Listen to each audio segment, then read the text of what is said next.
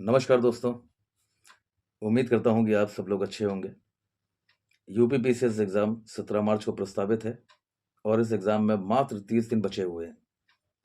इन 30 दिनों में आप अपने एग्ज़ाम की प्रिपरेशन के लिए प्रैक्टिस कैसे करेंगे?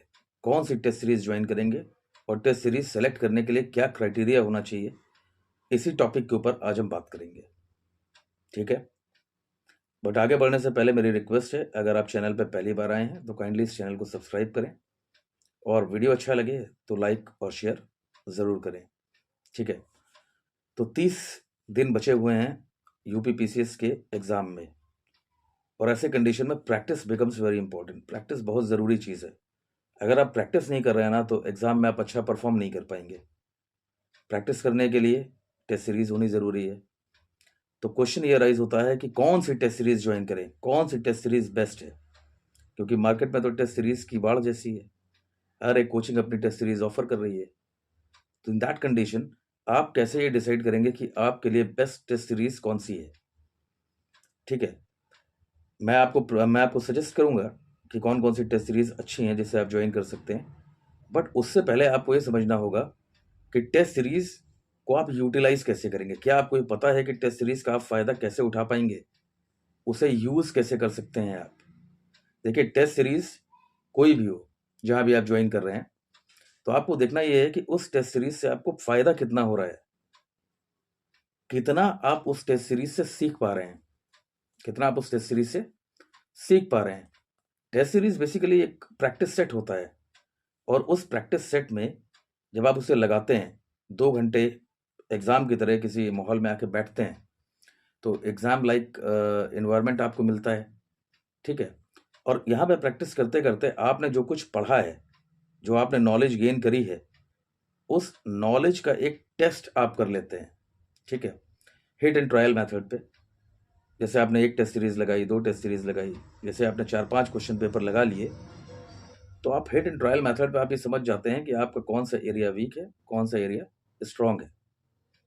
इसके साथ-साथ हर पेपर से आपको ये पता चलता है कि कितने क्वेश्चंस के आस-पास आप सही कर पा रहे हैं और कितने क्वेश्चंस आपके गलत हो जा रहे हैं। इसी सही और गलत क्वेश्चंस को एनालाइज़ आप कर पाएँगे और एनालाइज़ करने के बाद आपको ये पता चलेगा कि आपकी स्ट्रेंथ और वीकनेस कहाँ पे है, या कौन-सा एरिया आपका वीक है और कौन-सा एरिया आपका बहुत स्ट्रॉन्ग है। ठीक है? तो यहाँ से एक तरह से आप अपनी एक्यूरेसी को जज कर पाएँगे। आपको ये पता चलेगा कि आप इस एग्ज़ाम के लिए कितने तैयार हैं और कितने एक्यूरेटली आप इसे कर पा रहे हैं, ठीक है? तो टेस्ट सीरीज़ को यूटिलाइज़ इसी तरह से करना है, ठीक है? कौन-सी टेस्ट सीरीज़ बेस्ट है, ये भी थोड़ी देर बाद देखेंगे। बट पहले ये समझिए कि टेस्ट सीरीज़ आप जो भी जॉइन करें, किसी भी कोचिंग की जॉइन करें, बट इतना इंश्योर कर लें कि उसमें जो क्वेश्चंस बनाए जा रहे हैं, क्या वो आयोग के क्वेश्चन के पैटर्न पे है कि नहीं है? आयोग जिस तरह से क्वेश्चंस पूछता है, क्या उसी पैटर्न पे वो पर्टिकुलर टेस्ट सीरीज़ है या नहीं है? सबसे इम्पोर्टेंट बात। तो इसके लिए क्या करना है? मोस्टली कोचिंग्स के जो पेपर्स होते हैं वो मार्केट में अवेलेबल रहते हैं, या कुछ फ्री सैंपल पेपर्स रहते हैं, आप उसे चेक कर सकते हैं, ठीक है? और मैं आपको ये सजेस्ट करूँगा कि आप 2, 4, 5 टेस्ट सीरीज़ के चक्कर में अब ना पड़ें, आप एक ही टेस्ट सीरीज़ लगाएँ, ठीक है? क्योंकि ऐसा तो नहीं है कि आपको सिर्फ़ टेस्ट सीरीज़ लगानी है। टेस्ट सीरीज़ के साथ-साथ आपको और भी बहुत कुछ करना है। मतलब स्टैटिक पोर्शन के साथ-साथ आपको करंट पढ़ना है, यूपी स्पेशल पढ़ना है, सीसैट देखना है। सीसैट खुद में एक बहुत टाइम कंज्यूमिंग चीज़ है, राइट? तो आपको बहुत सारी चीज़ें करनी है। तो इसलिए आप सबसे पहले ये देखें कि जो भी टेस्ट सीरीज़ आप लेने जा रहे हैं, क्या उसके क्वेश्चंस आयोग के पैटर्न पे हैं कि नहीं है? बाकी इस समय इंटरनेट पे ऑनलाइन बहुत सारे लोग अपनी टेस्ट सीरीज़ वगैरह ऑफ़र कर रहे हैं, बट उनका स्टैंडर्ड क्या है कुछ पता नहीं। एंड मोर ओवर, एक बार आपने पैसा दे दिया तो आप फँस गए। और पैसे की भी बात नहीं है, बात है टाइम की।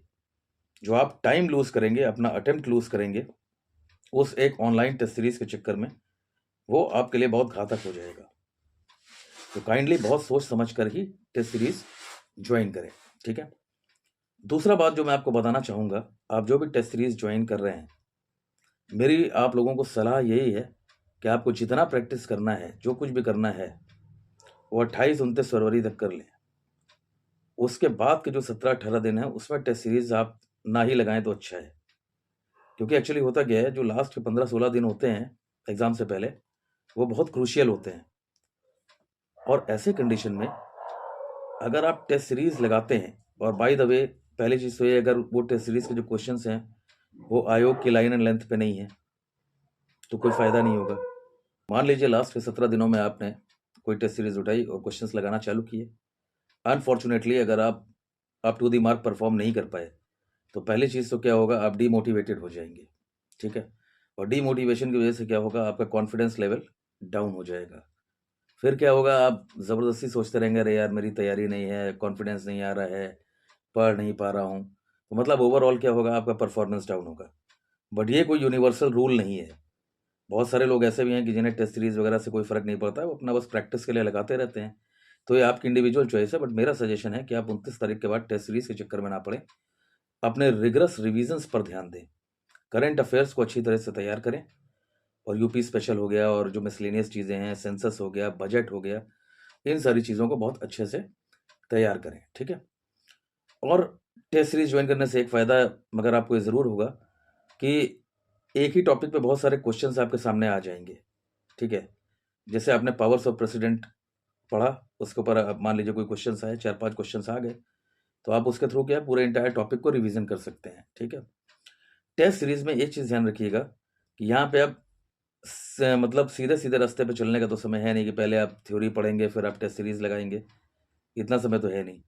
तो इट्स बेटर कि आप रिवर्स इंजीनियरिंग में जाएं, मतलब सीधे टेस्ट सीरीज देखें, क्या क्या क्वेश्चन पूछा गया है वो देखिए, उस क्वेश्चन में कितने आपको आते हैं वो देखिए, जो नहीं आते हैं, जिन क्वेश्चन में आप फंस जा रहे हैं, उन टॉपिक्स को उठाइए और उसमें अपनी जो थ्योरी आपने बना रखी है, जहाँ से पढ़ी है आपने, उसे आप रिवीजन कर लें कायदे से। तो यहाँ पे आपके रिवर्स इंजीनियरिंग के लिए ही टाइम है।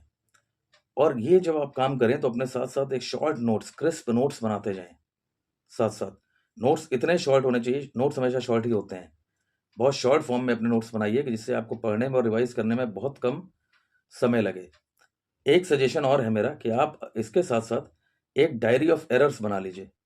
मतलब आप चाहे स्टैटिक का रिवीजन कर रहे हों या आप टेस्ट सीरीज में क्वेश्चन सॉल्व कर रहे हों, या जहाँ भी जो भी चीज़ें आपको लगती हैं कि आप बार बार भूल रहे हैं, तो ऐसी चीज़ों को आप उस डायरी में नोट करें और एग्ज़ाम से 2 दिन पहले केवल इन्हीं चीज़ों को रिवीजन करें बार बार, जिससे अगर ये क्वेश्चंस आपके सामने आए तो आप जो है इन सारी चीज़ों को सॉल्व कर सकें।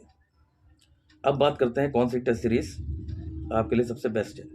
तो देखिए, मेरे हिसाब से 2-4 इंस्टीट्यूट्स ऐसे हैं जिनकी test series up to the mark होती है, जैसे दृष्टि आईएएस है, संस्कृति है, जीएस वर्ल्ड भी कुछ हद तक ठीक है।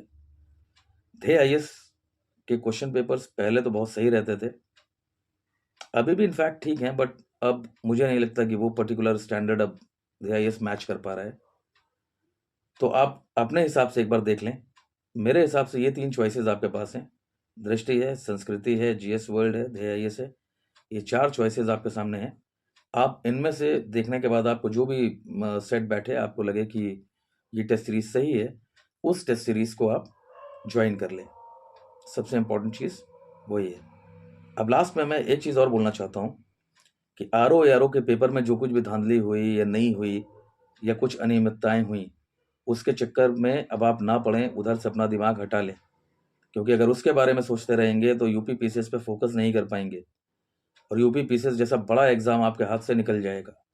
कंपटीशन बहुत टफ है, कट थ्रोट कंपटीशन है, और ऐसे कंपटीशन में जरा सा भी आप डिस्ट्रैक्ट होंगे तो गेम ओवर हो जाएगा आपका। तो इसलिए बेटर है कि अब आप आरओ यारो के बारे में सोचना बंद करें। अगर आपके पास कुछ प्रूफ्स हैं अनियमितताओं को लेके, आयोग के सामने प्रोड्यूस करें। वैसे भी स्टूडेंट्स धरना वरना दे ही रहे हैं आयोग के सामने, आप चाहें तो उन्हें ज्वाइन करें थोड़ी देर के लिए, बट उसमें भी बहुत ज़्यादा समय वेस्ट ना करें, क्योंकि यूपी पीसीएस का एग्ज़ाम प्राइम एग्ज़ाम है, टफ एग्ज़ाम है, टाइम टेकिंग एग्ज़ाम है। अगर एक बार मौका चूका तो फिर 1 साल आपको वेट करना है अगला अटेम्प्ट लेने के लिए, ठीक है। तो यूपी पीसीएस की तैयारी पे खास तौर पे ध्यान दें और पूरी ईमानदारी से और मेहनत के साथ पढ़ाई करें। अगर निकल गया तो किस्मत बन जाएगी, मतलब आपकी लाइफ बन जाएगी, ठीक है। और दूसरी चीज़, और जो लोग ऐसे हैं जिनको मतलब आरओ एआरओ के ही दिमाग में चल रहा है, डिस्ट्रैक्ट हो रहे हैं, तो बुरा मत मानिएगा, बट ऐसे लोगों को फिर प्रिपरेशन छोड़ देनी चाहिए, क्योंकि ये सब सरकारी एग्ज़ाम है, यहाँ थोड़ा बहुत ऊपर नीचे होता रहता है। थोड़ा बहुत नहीं है ये, मैं भी जान रहा हूँ, बट इसके चक्कर में एक बड़ा एग्ज़ाम हाथ से निकल जाए, उसका कोई फ़ायदा नहीं है। सो बेटर है कि अब आप यूपी पीसीएस पे फोकस करें, ठीक है। बाकी जो मेरा फ्री वाला टेलीग्राम चैनल है, सिविल सर्विसेज मेड इजी के नाम से, उसका लिंक मैं डिस्क्रिप्शन में डाल दे रहा हूँ। कल शाम से वहाँ पे यूपी पीसीएस के लिए टारगेट्स मिलने स्टार्ट हो जाएंगे। काइंडली उस चैनल पे आप लोग जरूर उस चैनल को सब्सक्राइब कर लें, फॉलो कर लें उस चैनल को, और कल से जो टारगेट्स मिलेंगे कल शाम से, उसे आप 100% अचीव करने की कोशिश करें। अगर आप कर ले गए तो अंतिम 30 दिनों में आपकी तैयारी बहुत ही बेहतरीन हो जाएगी, ठीक है। तो उसका लिंक मैं डिस्क्रिप्शन में दे रहा हूँ टेलीग्राम चैनल का। काइंडली काइंडली काइंडली उसे जाके आप ज्वाइन कर लें, और जो भी टारगेट्स वहाँ मिलेंगे उसे अचीव करने का पूरा प्रयास करें, ठीक है। All the best for your exams. Thank you.